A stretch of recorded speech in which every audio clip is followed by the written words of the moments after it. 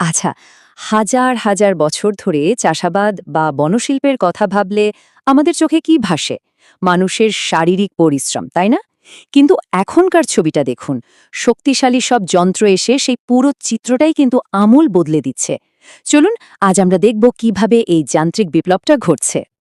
দেখুন, আসল সমস্যাটা ছিল দুটো: অমচম পরিশ্রম আর প্রচুর সময়। ঘণ্টার পর ঘণ্টা হাড় ভাঙা খাটুনির পরেও ফলন হতো সামান্যই। কিন্তু প্রযুক্তি দেখুন কিভাবে পুরো খেলার মোড়টাই ঘুরিয়ে দিয়েছে। তো আজকে আমরা কি নিয়ে কথা বলবো?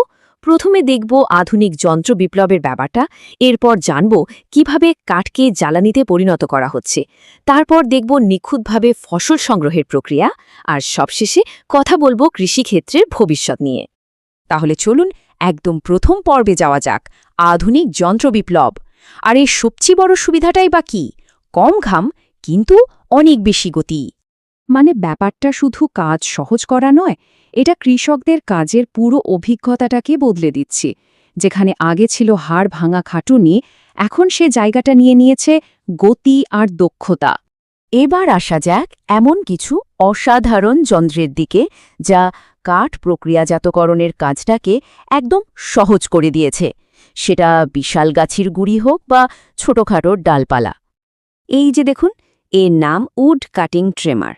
এর ইনপুট হিসেবে আপনি গাছের প্রায় 2 ইঞ্চি মোটা ডাল দিতে পারেন, আর আউটপুট ট্রিগার চাপার সাথে সাথে সেটা টুকরো টুকরো, মানে এক মুহূর্তের মধ্যে কাজ শেষ। এমনকি এর সাথে লম্বা স্টিক লাগিয়ে উঁচু ডালও কিন্তু অনায়াসে কাটা যায়। কিন্তু যখন কাঠের গুঁড়িগুলো অনেক বড় আর ভারী হয়, তখন তো আর সাধারণ যন্ত্র দিয়ে কাজ চলে না। আর ঠিক এখানেই কিন্তু স্প্লিট মাস্টার তার আসল জাদুটা দেখায়। এর কাজ করার পদ্ধতিটাও কিন্তু দারুণ। প্রথমে ইনপুট হিসাবে একটা বড় কাঠের গুঁড়ি মেশিনে রাখা হয়। এরপর একটা প্রচণ্ড শক্তিশালী হাইড্রলিক সিস্টেম সেই গুঁড়িটাকে একটা ধারালো ব্লেডের দিকে ঠেলে দেয়, আর নিমিষেই সেটা ফেটে টুকরো হয়ে যায়। আর আউটপুট হিসাবে একদম একই আকারের কাঠের টুকরোগুলো কনভেয়ার বেল্টস দিয়ে সোজা বাইরে চলে আসে। পার্থক্যটা একবার ভাবুন। কোড়াল দিয়ে কাঠ কাটতে যেখানে ঘণ্টার পর ঘণ্টা, এমনকি দিনও লেগে যায়, আর সাথে থাকে মারাত্মক ঝুঁকির ভয়, সেখানে স্প্লিট মাস্টার মাত্র কয়েক মিনিটে কাজটা শেষ করে দিচ্ছে, তাও প্রায় কোনো ঝুঁকি ছাড়াই।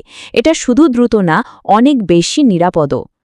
এই প্রশ্নটাই কিন্তু আমাদের আলোচনার পরের ধাপে নিয়ে যাচ্ছে, কারণ কাঠ কাটা এক জিনিস আর মাটি থেকে সাবধানে ফসল তোলা কিন্তু সম্পূর্ণ ভিন্ন একটা চ্যালেঞ্জ।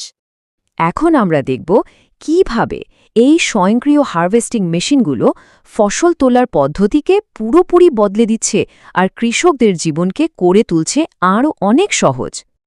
তো পরিচয় করিয়ে দিয়ে এর নাম ক্যারেট হারভেস্টার। এই অসাধারণ যন্ত্রটা শুধু মাটি থেকে গাজর তোলে না, এটি পাতা ছাড়ানো থেকে শুরু করে পরিষ্কার করা পর্যন্ত পুরো কাজটা একাই করে ফেলে। প্রক্রিয়াটা একবার দেখুন। ইনপুট হিসেবে মেশিনটা সোজা গাজরের সারির ওপর দিয়ে চলে। এরপর কি নিপুণভাবে গাজরগুলোকে মাটি থেকে তুলে পাতাগুলো ছেটে ফেলে, এমনকি পরিষ্কারও করে ফেলে। আর সবশেষে আউটপুট হিসেবে একদম তাজা পরিষ্কার গাজর কনভেয়ার বেল্ট দিয়ে সোজা চলে যায় মেশিনের স্টোরেজ ট্যাঙ্কে। পুরো প্রক্রিয়াটাই স্বয়ংক্রিয়। পার্থক্যটা এখানেও বিশাল।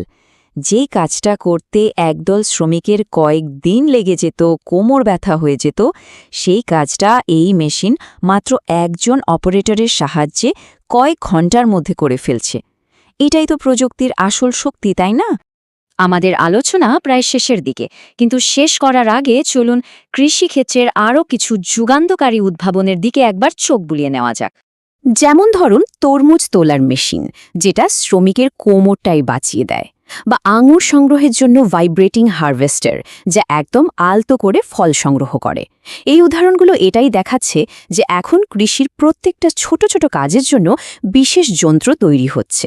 প্রত্যেকটা যন্ত্রই কোনো না কোনো নির্দিষ্ট সমস্যার সমাধান করে কৃষিকাজকে আরও সহজ করে তুলছে।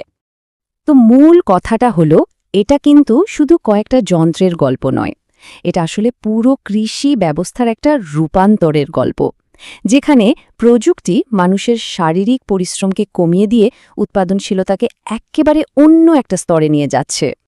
আর এটাই হয়তো আজকের সবচেয়ে বড় প্রশ্ন। যখন প্রযুক্তি ধীরে ধীরে কায়িক শ্রমের জায়গাটা নিয়ে নিচ্ছে, তখন মানুষের ভূমিকাটাও তো নিঃসন্দেহে বদলে যাবে। হয়তো তখন কৃষকদের ভূমিকাটা হবে আরও বেশি কৌশলগত, বিশ্লেষণধর্মী এবং পরিচালনা কেন্দ্রিক। ব্যাপারটা নিয়ে কিন্তু ভাবার অনেক অবকাশ রয়েছে।